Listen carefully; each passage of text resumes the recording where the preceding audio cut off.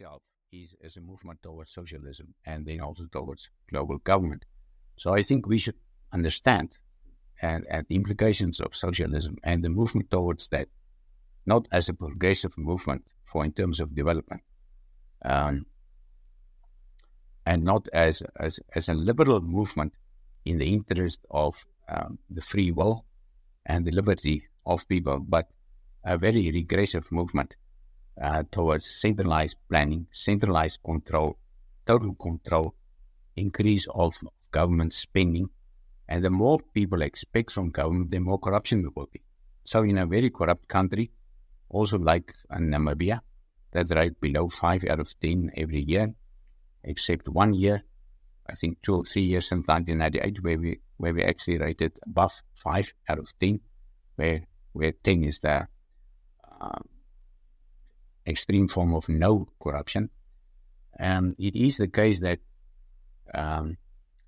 in a corrupt country, people expect government to provide free services and more services, while at the same time they complain about corruption. Now, these two things doesn't go together. We need self-governance, we need self-government, and that is only possible with a limited government and not an expanded government.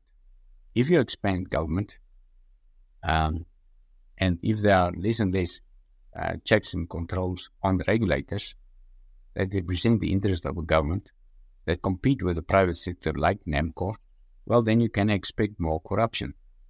Like in the case of NAMCOR, is the main policymaker on behalf of government in the interest of the Ministry of Mines and Energy. They are the bulk supplier of petroleum. So they are the regulator, they are the policymaker, they are the bulk supplier. They compete with the private sector for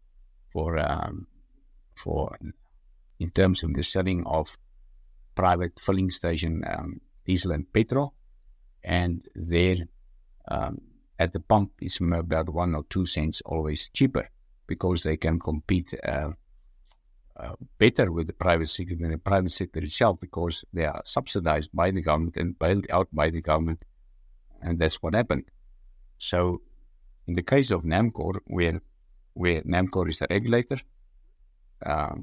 policymaker, supplier, and competitor, in terms of the private businessman, that means the full circle of monopoly has been completed, and that explained to a very large extent the current amount of corruption at NAMCOR, the Namibian Petroleum Corporation. So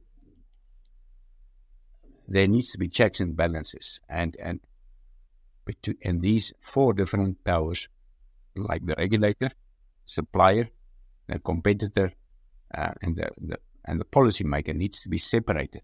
And that idea was propagated by Mr. Simasiko. He was the